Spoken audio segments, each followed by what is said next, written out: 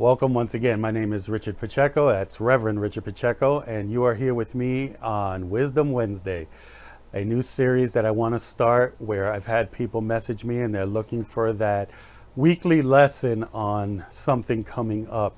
So today I wanted to make an introduction as to what Wisdom Wednesday will be. I want to talk about one topic which I think is very important and may be very challenging to some people, and what my lesson plan will be for the next 4 weeks. And I'm excited about that because I met a young lady. She sent me her notes, and not only is it a great lesson plan over 4 weeks, but it is also something that has touched personally in my own home.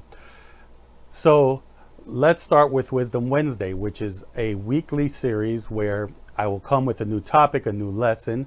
We may have other things that I'm working on at this moment that may be added to it, which will make the experience a lot better. Not so much a service or a celebration service as we do at Unity, but just one that gives you time to contemplate and think about what you've learned.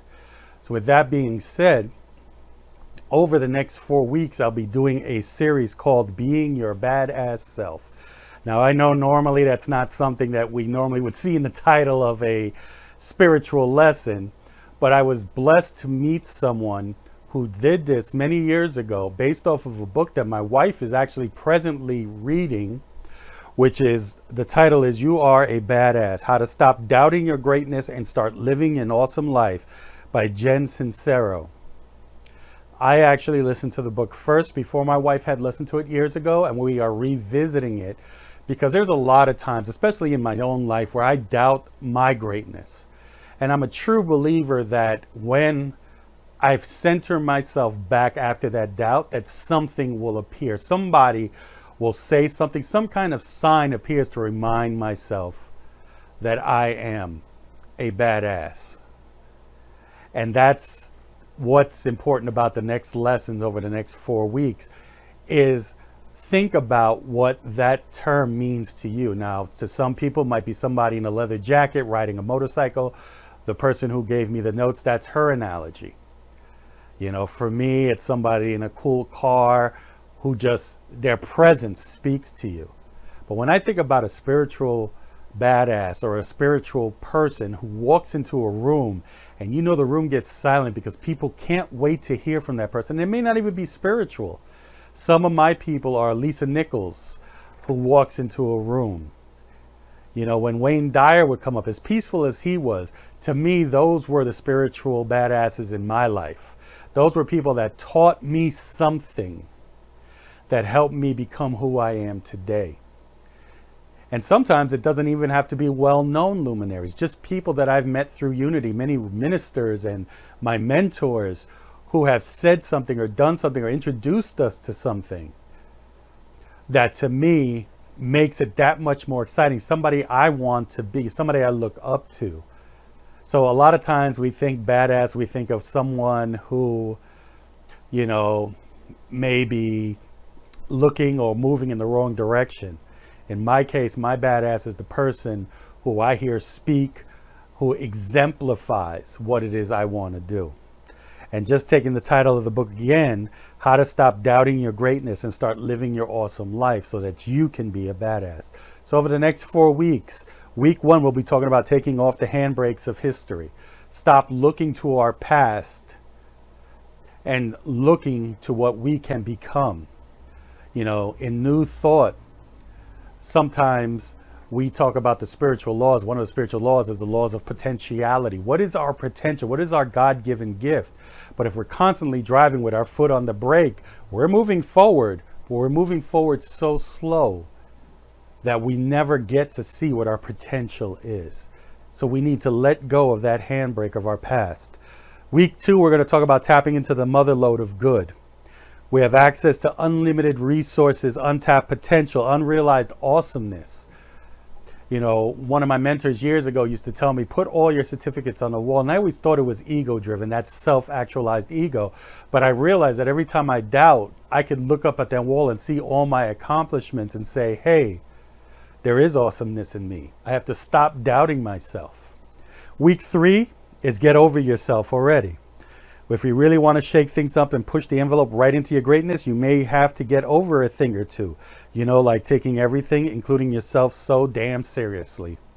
Let's get over ourselves together today. Trust me when I tell you this is one of the lessons that not only am I going to be talking to you about, but it's also going to be a mirror effect to me, because I take things seriously, I doubt myself, and I sit there going, people constantly telling me, we want to hear more from you, we want to see more from you. And one of my gifts from my ordination was a book that reminded me to go out there and take great action and speak great truths. But part of me wants to shrink down, and I have to get over myself. So I'm going to be there to help you do the same. Finally, talk number 4, unity has 5 principles, and our last principle is it's not enough to know the truth we know, but we must live that truth. And our last talk is time to kick it into gear. We're not going to be talking about anything else about how to take everything we've learned over those 3 weeks and truly take it, put it into action, and become our badass self so that other people can see that light within us. With that being said, short topic for today I want to talk about, and this may challenge you because we live in a nation of where people don't like to take responsibility for things. It is easy to blame our spouses, to blame our girlfriends and boyfriends, to blame our friends, to blame the government, to blame our jobs, to blame our co-workers, to blame everything and anything around us. In a religious sense, we blame God, we blame Allah, we blame Jesus, we blame them all. But we never take responsibility for our own actions. And one of the things that brought me to unity was when I heard the words radical self-responsibility. And you can go on the internet, and there are even groups outside of unity that are writing books on this topic, because it is when we take that radical responsibility to know that it is us. We are the ones that have to change our thoughts, change our actions.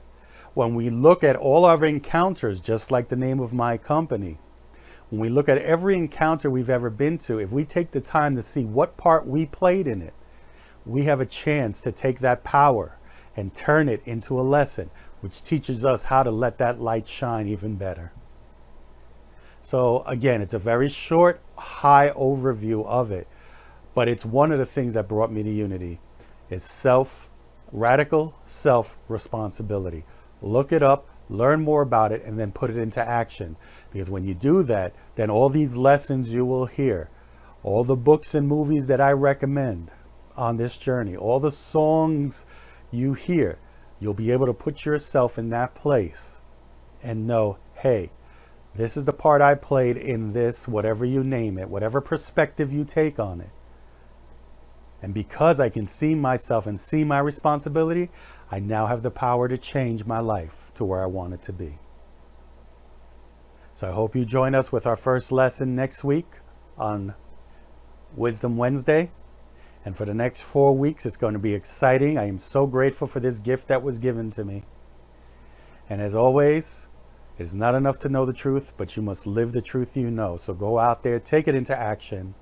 And if no one else has told you, I love you, and there's nothing you can do about it. And I will see you on one of our other events in our spiritual community, including Meditation Mondays.